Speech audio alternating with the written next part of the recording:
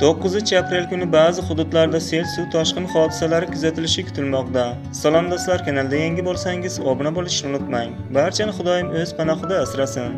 Qoraqalpog'iston Respublikasi Xorazm viloyatida havo biroz bulutli bo'ladi.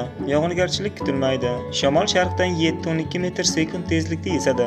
Ba'zi joylarda 13-18 metr/sekundgacha kuchayishi kutilmoqda. Kechasi 13-18 daraja iliq, kunduz kuni 27-32 daraja iliq bo'ladi. Buxoro va Navoiy viloyatida havo biroz bulutli bo'ladi. Yog'ingarchilik kutilmaydi. Shamol sharqdan 9-14 metr/sekund tezlikda esadi.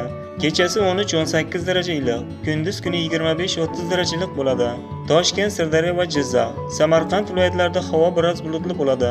Kechasi va ertalab ba'zi joylarda yomg'ir yog'ib, momaqaldiroq bo'lishi kutilmoqda. Kunduz kuni yog'ingarchilik kutilmaydi. Shamol sharqdan 7-12 metr/sekund tezlikda esadi. Kechasi 12-17 daraja iliq, kunduz kuni 21-26 daraja iliq bo'ladi. Qashqadaryo va Surxondaryo viloyatlarida havo biroz bulutli bo'ladi. Ba'zi joylarda yomg'ir yog'adi, momaqaldiroq bo'lishi kutilmoqda. Shamol sharqdan 7-12 metr/sekund tezlikda esadi.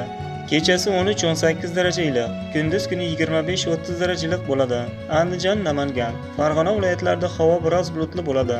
Ba'zi joylarda yomg'ir yog'adi, momaqaldiroq bo'lishi kutilmoqda. Shamol sharqdan 5-10 metr/sekund tezlikda esadi. Kechasi 10-15 daraja iliq, kunduz kuni 18-23 daraja iliq bo'ladi. Respublikaning tog'oldi hududlarida havo biroz bulutli bo'ladi. Vaqti bilan yomg'ir yog'adi. Ba'zi joylarda kuchli bo'ladi. Momaqaldiroq bo'lishi kutilmoqda.